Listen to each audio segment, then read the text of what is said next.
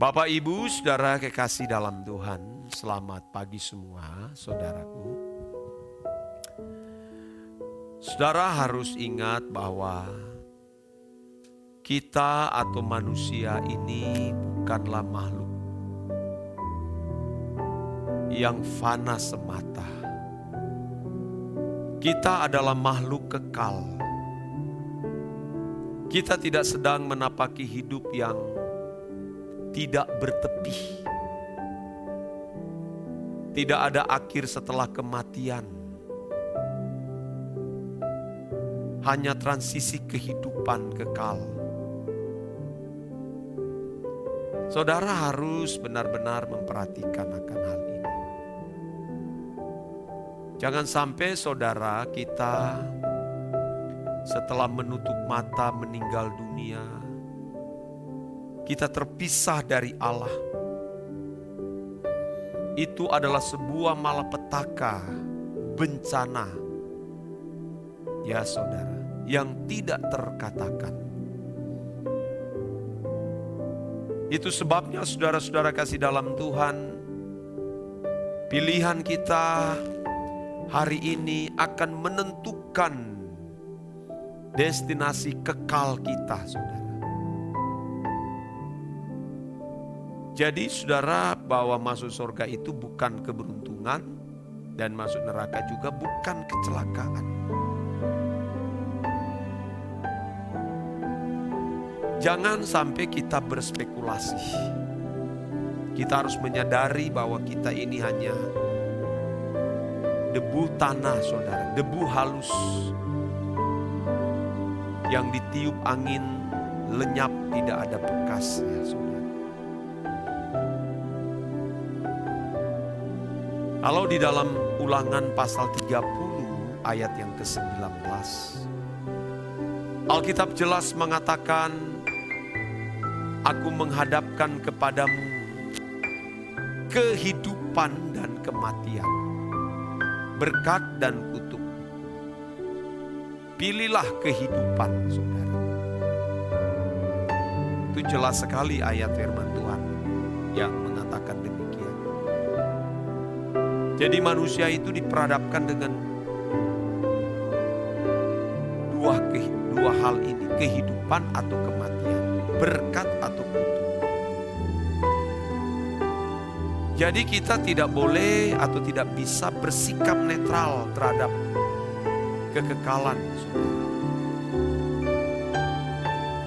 Kita harus menentukan pilihan kita sejak kita masih ada di bumi ini, sebelum kita menutup mata.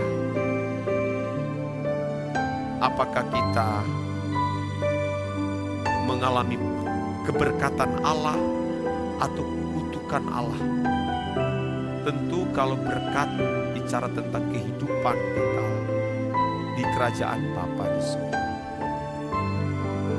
Tentu kalau bicara tentang kutuk, berarti terpisahnya manusia dari hadapan Allah. Itu bencana, sebuah kengerian yang tidak bertepi. Jadi kita harus memikirkan akan hal ini. Nasib kita, saudara, ditentukan sejak hari ini, bukan nanti ketika seseorang berada di ujung kematian, tapi ditentukan dari hari ini. Apakah saudara mengalami berkat atau saudara mengalami kutuk? Ingat, kutuk ini harus dipandang dari sudut pandang yang tepat. Harus dipandang secara alkitabiah. Kutuk di sini harus dipahami di mana seseorang terpisah dari Allah selamanya. Itu kengerian di mana manusia terlempar ke dalam lautan api yang tak terpadamkan. Jangan bermain-main, saudara. Neraka itu benar-benar real. Itu nyata atau fakta. Ada. Dalam Matius 25, saudara. Ayat 46. Dan mereka ini akan masuk ke tempat siksaan yang kekal. Tetapi orang benar ke dalam hidup yang kekal. Ini. Jadi kita tidak boleh, saudaraku, ada di zona abu-abu atau ada di wilayah abu-abu. Harus ada di tempat yang tepat. Saudara ada di dalam berkatnya Tuhan atau di dalam kutuk ditentukan dari hari ini. Ya. Setan berusaha untuk memanipulasi, menjebak banyak orang. Apakah saudara berpikir bahwa setan juga mengingini kita melakukan kejahatan? Memang benar juga, dia juga ingin kita jahat. Tetapi saudara, setan ini terus berinovasi. Kalau dia melakukan kejahatan-kejahatan, saudara, itu kelihatan, akan nampak jelas. Tapi kalau setan yang benar-benar licik, dia justru membuat banyak orang, kalau boleh jangan berbuat jahat ya. Kalau boleh berbuat baik. Tapi jangan mengarahkan hatinya ke langit baru dan bumi baru. Tidak apa-apa. Orang percaya, orang Kristen rajin ke gereja, berbuat baik. Tidak merugikan orang lain. Tapi setan akan membuat manusia sibuk dengan banyak hal. Lihat setan ini. Secara moral umum tentu manusia, khususnya kita orang Kristen, tidak mencuri, tidak membunuh, tidak berzina. Mungkin tidak merokok lagi, tidak terjebak narkoba. Tetapi saudara, dia akan buat orang percaya itu, jika tidak sungguh-sungguh di hadapan Tuhan, sibuk dengan banyak hal. Dia akan membuat supaya melupakan Tuhan. Dia akan membuat dengan kesibukan-kesibukannya supaya orang percaya gagal membangun relasi dengan Allah, gagal menjadi kekasih Tuhan, gagal untuk hidup kudus, hidup suci sesuai dengan standar yang Allah tetapkan, sempurna seperti Bapa, menjadi serupa dengan Yesus. Sayang sekali saudara kalau orang Kristen tidak memperkarakan akan hal ini. Makanya saudara-saudara kekasih dalam Tuhan, tidak boleh menjadikan orang yang rajin ke gereja, telah mengambil bagian dalam pelayanan itu telah menjadi sebuah standar di hadapan Allah. Termasuk standar moral umum. Jangan menjadikan itu sebuah standar. Belum tentu orang itu baik, tidak jahat. Kalau dia benar-benar mencintai Tuhan, belum tentu saudara. Tapi orang yang mencintai Tuhan, yang mengasihi Tuhan, pasti akan berbuat baik. Tapi orang yang berbuat baik belum tentu mencintai Tuhan dan mengasihi Tuhan.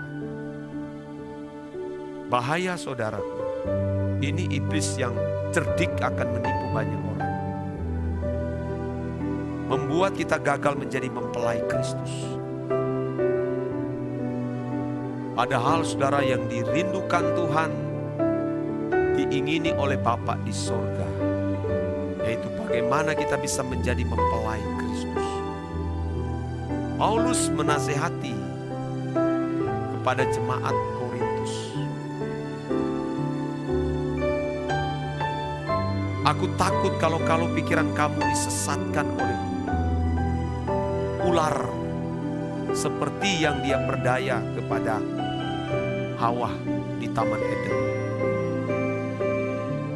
Iblis masuk dengan filosofi dunia, dengan kesenangan-kesenangan menikmati yang dimana Tuhan tidak turut menikmati, supaya memisahkan manusia dari persekutuan dengan Allah.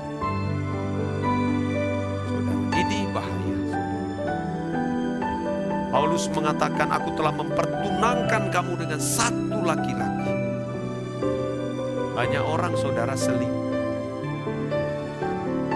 dengan dunia, dengan segala kesenangan, dengan apa yang dia miliki,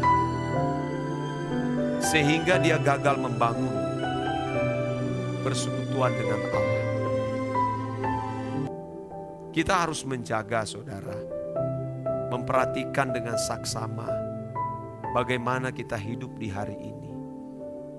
Jangan sampai saudara-saudara terjebak di dalam rutinitas keagamaan, merasa sudah mengasihi Tuhan dengan rajin. Oh, kita harus rajin, saudara, harus rajin ke ibadah, harus rajin.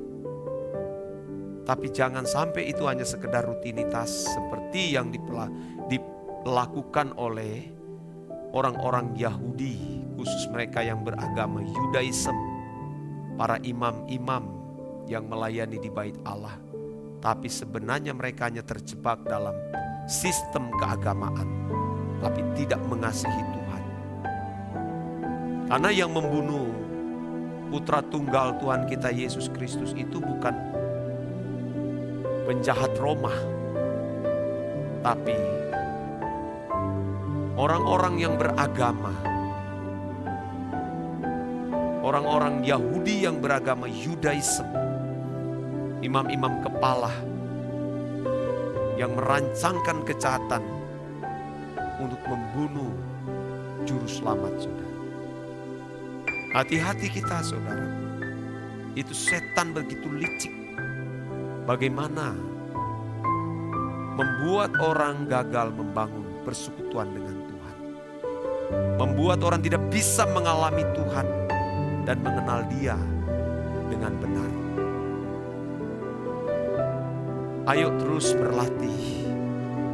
Setiap hari hidup suci, hidup kudus, tidak bercacat, tidak bercelah. Paksa diri kita, saudara. Selalu ada di ruangan doa, miliki perjumpaan dengan Tuhan setiap waktu.